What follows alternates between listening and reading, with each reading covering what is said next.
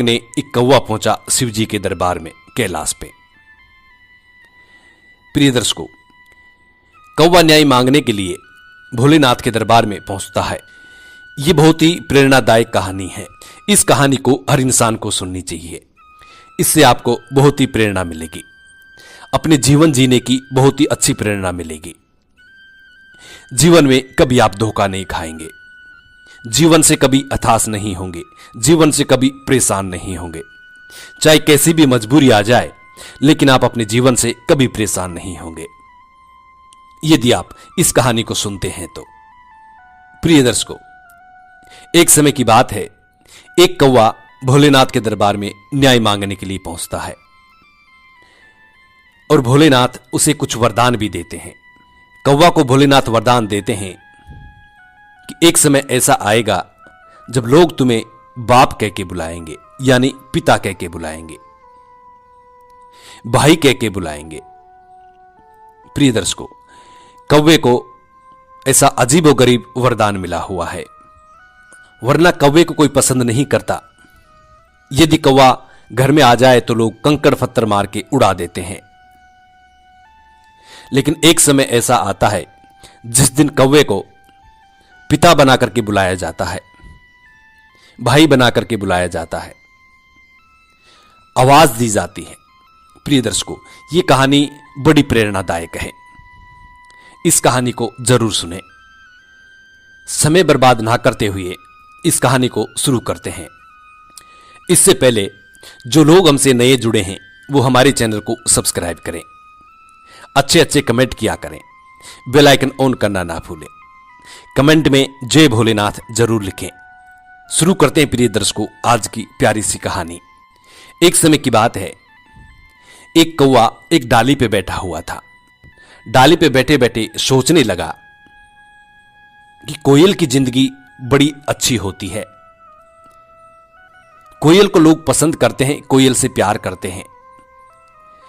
जब प्रातःकाल एवं सायकाल कोयल बोलती है तो लोग बड़े प्यार से उसकी आवाज को सुनते हैं। मंत्र मुक्त हो जाते हैं लोग कोयल की आवाज को सुनने के बाद। बड़े ध्यान से सुनते हैं कोयल की आवाज को। प्रिय दर्शकों, यही सोचकर कौवा बड़ा दुखी हो गया। सोचने लगा, मेरा जीवन तो बहुत ही बेकार है, मेरा जीवन किसी काम का नहीं है, लोग मुझे पसंद नहीं करते। यदि मैं किसी के घर या किसी के दरवाजे पे भी चले जाऊं तो लोग मुझे कंकड़ पत्थर मार के उड़ा देते हैं, लोग मुझसे घृणा करते हैं, लोग मुझसे नफरत करते हैं। यही सोचकर कौवा बड़ा दुखी हो गया।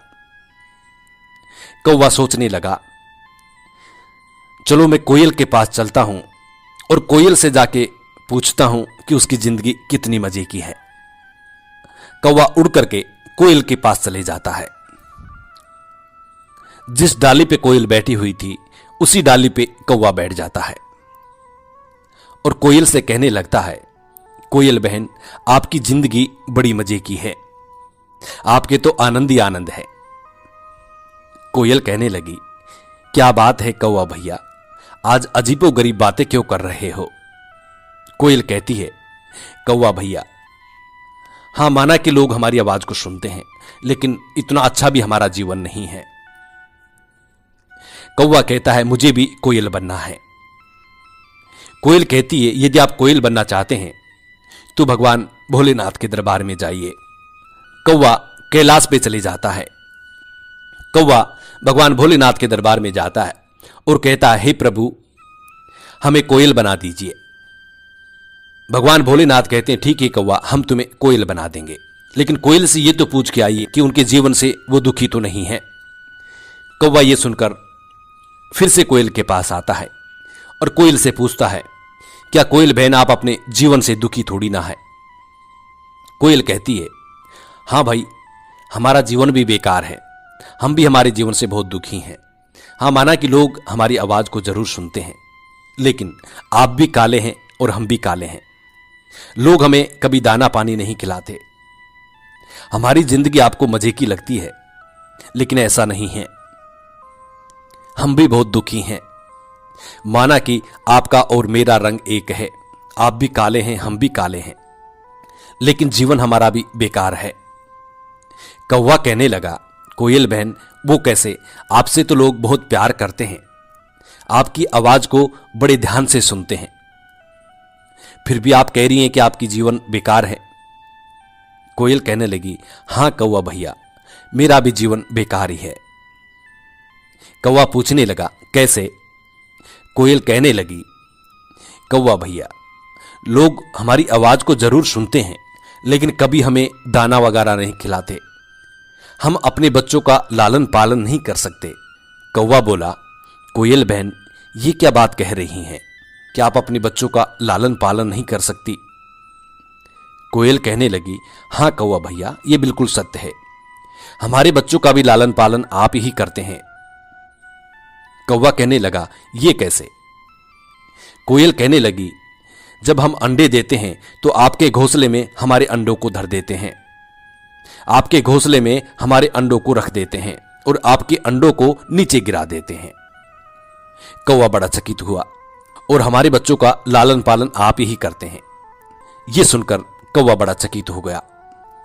कौवा बोला, लेकिन फिर भी आपका जीवन बहुत अच्छा है, मैं भी कोयल बनना चाहता हूं। इसीलिए हमारे जीवन से अच्छा तो हंस का जीवन है। हंसा समुद्र में रहता है और हमेशा मोती चुगता रहता है, हंस का जीवन कितना ही सुखमयी है। यह सुनकर कौवा वापिस भोलेनाथ के दरबार में जाता है और देवादिदेव महादेव से कहता है, हे प्रभु मुझे हंस बना दीजिए। भोलेनाथ कहते हैं, ठीक है कौवा, हम तुम्हें हंस बना देंगे, लेकिन हंस से यह तो पूछ के आइए कि उनके जीवन से वो दुखी तो नहीं है। कौवा फिर हंस के पास आता है और हंस से पूछने लगता है, हंस भैया, आपका जीवन से आप दुखी तो नहीं हैं? आप इतने सुंदर हैं, मुर्दे का कफन जैसा आपका बदन है, लोग आपसे प्यार करते हैं, लोग आपसे मोहब्बत करते हैं। हंस कहने लगा, कौवा भैया, अरे हमारा जीवन भी बहुत बेकार है। माना कि हम सफेद हैं और लोग हमें पसंद करते हैं, लेकिन जीवन तो हमारा भी बेकार है। हम कंकड़ पत्थर जैसे मोतियों को खाते हैं, दिन भर पानी में पड़े रहते हैं, सर्दी हो या तूफान, गर्मी हो या सर्दी, दिन भर पानी में ही पड़े रहना पड़ता है। इससे खराब जीवन क्या होगा? यह सुनकर कौवा भी बड़ा दुखी हो जाता है। हंस कहता है, अरे हमसे अच्छा जीवन तो तोते का होता है, जिसे लोग बहुत प्यार करते हैं। यह सुनकर कौवा फिर से भोलेनाथ के दरबार में जाता है। भोलेनाथ से कहता है, हे प्रभु मुझे हंस नहीं तोता बना दीजिए।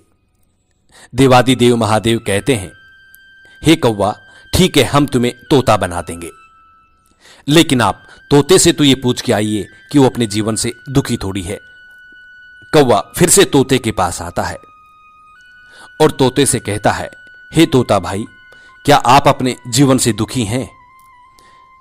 आपके जीवन में तो बहुत मजे हैं, आप बहुत सुंदर हैं, लोग आपको पसंद करते हैं, बागों में रहते हैं, अच्छे अच्छे फल ग्रहण करते हैं।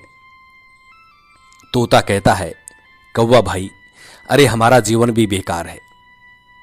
माना कि हम सुंदर हैं, हरा हमारा रंग है, चोंच हमारी लाल है, लेकिन फिर भी हम बहुत दुखी हैं, अपने जीवन से बहुत दुखी हैं।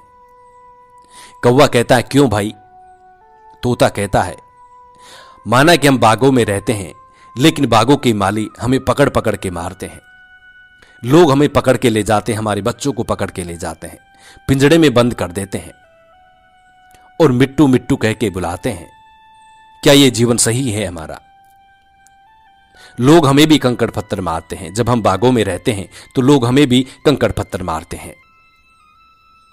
अरे हमसे अच्छा जीवन तो मोर का होता है। मोर को राष्ट्रीय पक्षी का खिताब है, राष्ट्रीय पक्षी भी कहा जाता है।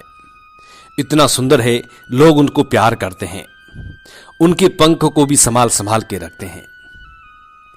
यह सुनकर कौवा वापिस कैलाश में जाता है। भगवान देवादिदेव महादेव से कहता है, प्रभु मुझे हंस नहीं मोर बना दीजिए।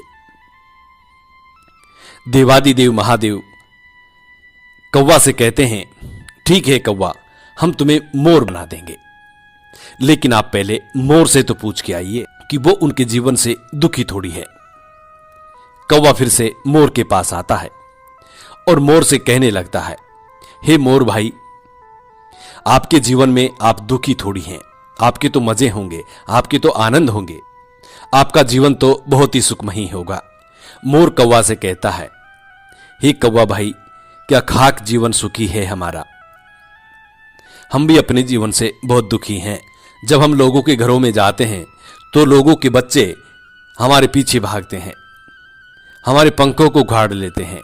कभी कभी तो पंख उखाड़ने के चक्कर में लोग हमारी जान के भी दुश्मन बन जाते हैं। ये हमारी सुंदरता ही हमारी दुश्मन है। मोर कहता है, माना कि हम सुंदर हैं, हमारा रंग रूप बहुत सुंदर